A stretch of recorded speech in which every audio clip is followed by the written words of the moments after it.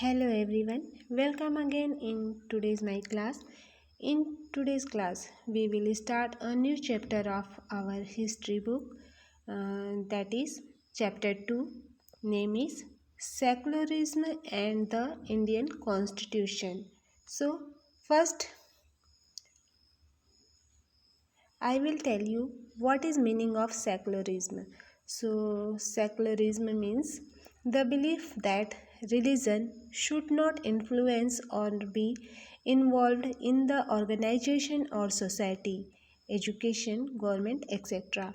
Means secularism का मतलब होता है धर्मनिरपेक्षता.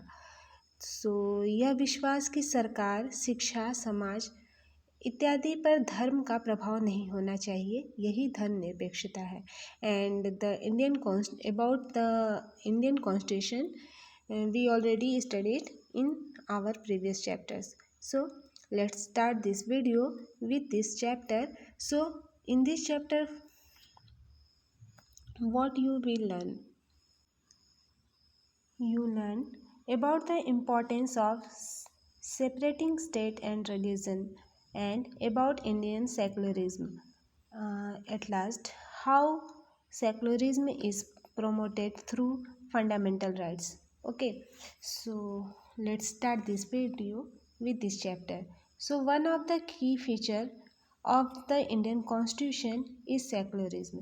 Even though the term secular was not mentioned initially, our constitution was always secular in spirit. In this chapter, we will understand how the Constitution of India helps to retain a secular character of the Indian Union. So, first in this chapter, we will study topic about understanding secularism. So religion plays a key role in the life of people, and when religion shakes hand with politics, it can give way to dangerous situation. So understanding secularism means धर्मनिरपेक्षता को समझना. सो लोगों के life में जो धर्म है या रिलीजन जिसको कहते हैं एक इम्पॉर्टेंट रोल प्ले करता है. और जब धर्म राजनीति से शेक हैंड करता है, हाथ मिलाता है, तो यह बहुत ही खतरनाक स्थिति बन जाती है और ख़तरनाक स्थिति का रास्ता यहाँ बनता है. सो religion in politics often Leeds to the dominance of one group over their discrimination, exclusion or persecution of people who do not follow the majority religion. Let us understand this through the example of Sri Lanka.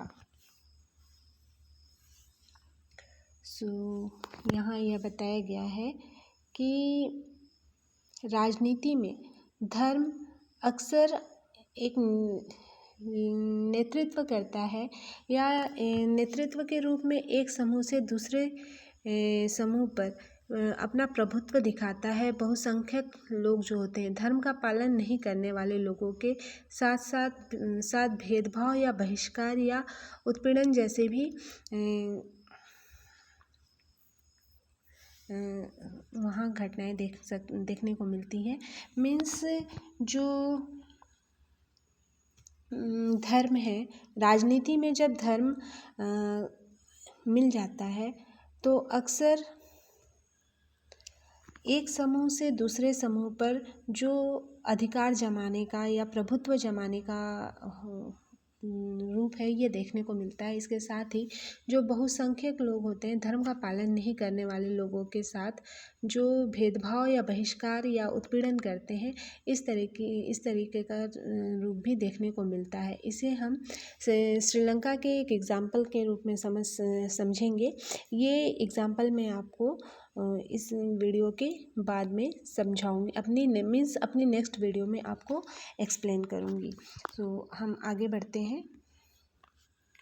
In a country like Sri Lanka, the adoption of one religion as the religion of the state resulted in discrimination and exclusion of other religions and communities. Sri Lanka जैसे देश में राज्य के धर्म के रूप में एक धर्म को अपनाने का रिजल्ट यह है कि अन्य धर्म और समुदायों के साथ भेदभाव या बहिष्कार हुआ है. So this problem of religion dictating politics is not peculiar to Sri Lanka. If in Sri Lanka the state religion is Buddhism, then in other countries such as Pakistan it is Islam. In Italy and Brazil it is Christianity. सो जैसे कि श्रीलंका जैसा बताया गया कि श्रीलंका जैसे देश में राज्य के धर्म के रूप में एक धर्म को अपनाने का परिणाम इस रूप में है कि अन्य धर्म और समुदायों के साथ भेदभाव या बहिष्कार हुआ हो. लेकिन राजनीति को निर्धारित करने वाले धर्म की यह समस्या श्रीलंका के लिए विशिष्ट नहीं है. यदि श्रीलंका में राज्य का धर्म बौद्ध धर्म है तो पाकिस्तान जैसे अन्य देशों में यह इस्लाम है. इटली और ब्राज़ील में यह ईसाई धर्म है. So in India despite being the country was largest Hindu population of the world we do not have a state religion. लेकिन भारत में दुनिया की सबसे बड़ी हिंदू आबादी वाला देश होने के बावजूद हमारा कोई राज्य धर्म नहीं है. Our country chose to be a secular nation right at its inception. और हमारे देश में अपनी स्थापना के समय ही एक धर्मनिरपेक्ष राष्ट्र बनना यह चुना था या यह तय किया था हमारी कंट्री ने कि हमारा देश एक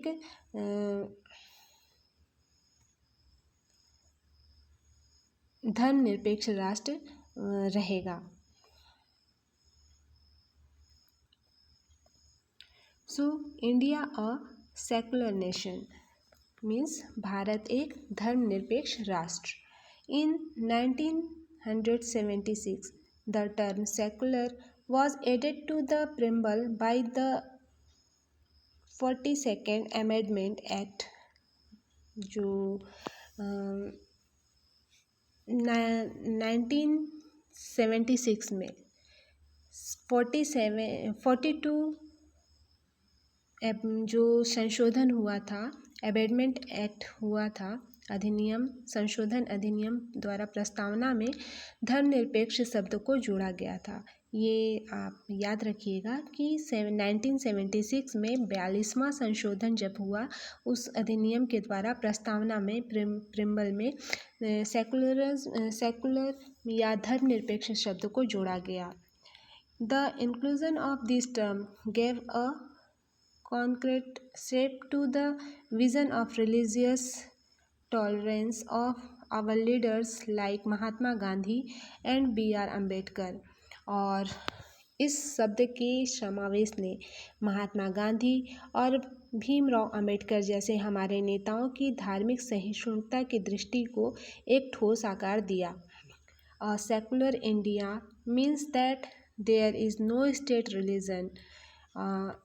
एक धर्मनिरपेक्ष भारत का मतलब है कि कोई राज्य धर्म नहीं है. मीन्स किसी भी राज्य का कोई अपना धर्म नहीं है.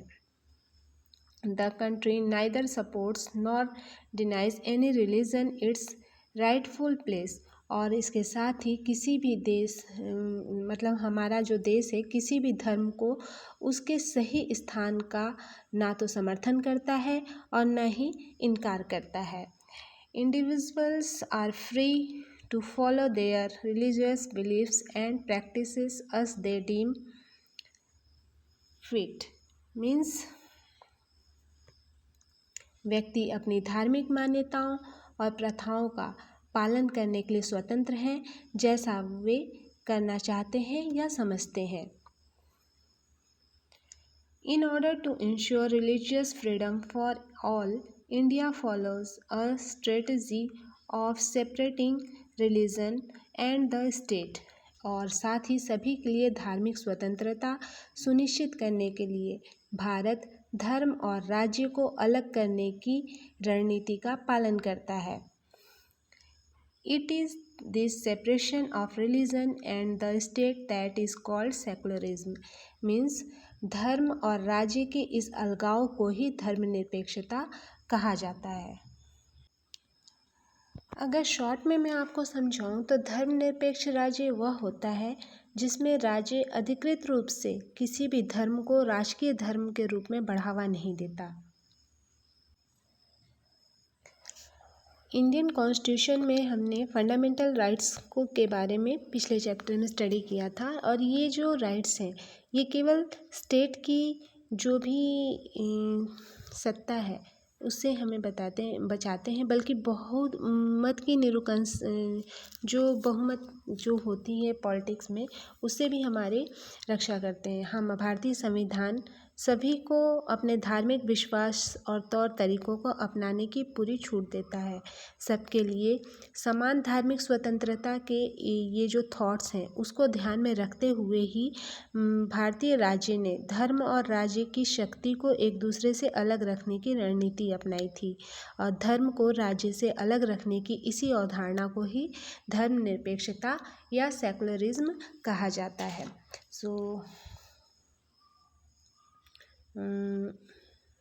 आई होप आपको आज इस चैप्टर में जो टॉपिक है अंडरस्टैंडिंग सेकुलरिज्म ये अच्छे से समझ में आ गया होगा, और इंडिया अ सेकुलर नेशन किस तरीके से है ये टॉपिक भी अच्छे से समझ में आ गया होगा। इस चैप्टर का जो आगे का टॉपिक है वह हम मेरे अगले वीडियो में डिस्कस करेंगे।